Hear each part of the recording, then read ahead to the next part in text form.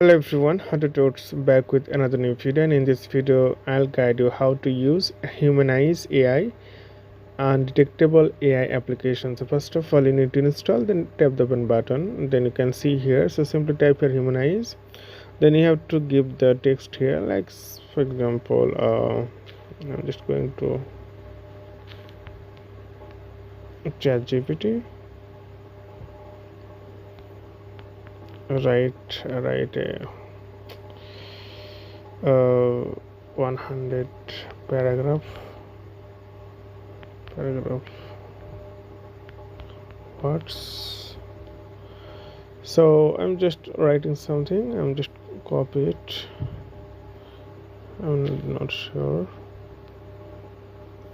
Okay, maybe this is AI related. Okay, so now I'm just going to make it natural, so go paste it here, and you can see character, all the things, tap the humanize.